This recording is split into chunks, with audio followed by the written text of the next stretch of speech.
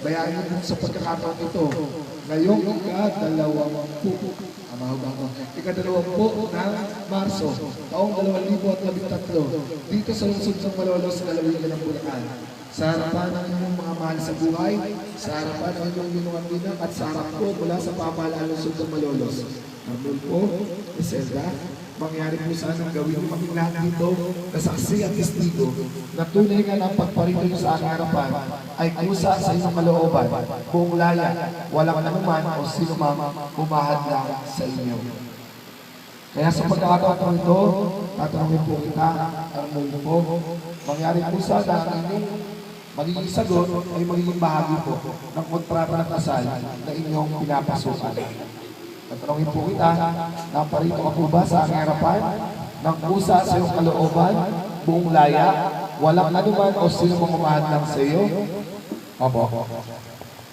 Ang pagparito mo ay kasama ang pangako na pakakahalin mo si Griselda na buong mong puso, buong mong buhay, at buong katapatan bilang iyong kabiyak at iyong asawa.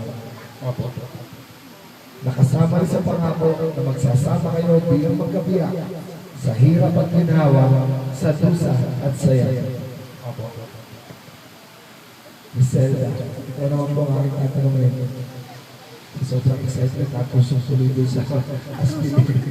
Baka agawin yung mic. So sa pagkakataon po ito, tatanungin naman po ito. Naparito po ba na kusa sa kalooban, buong laya, walang anuman o sino mong umahad lang sa iyo? Nag-isip sa pa. Nag-isip sa sagot. Nakasama po sa pagparito mo ay ang pagtanggap kay Arnulfo bilang iyong magiging kabiyak ng asawa. Kasama rin ang pangako sa kanyang sa aming lahat na mamahalin mo siya ng buong puso, buong buhay, buong katapatan bilang iyong kabiyak at iyong asawa. Nakasama rin sa iyong pangako na magsasama kayo sa hirap at ginawa, sa dusa at saya bilang mag-asawa.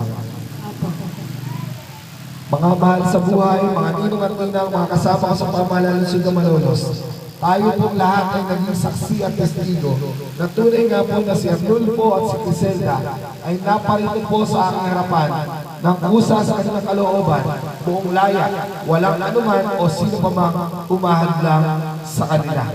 Ang sino man po nais pang tumutol ay mangyari po sana ang magsalita na ngayon. Kung hindi po ay habang buhay na kayo mananahimik sa walang hanggan. Ang tagal ko inantay ko.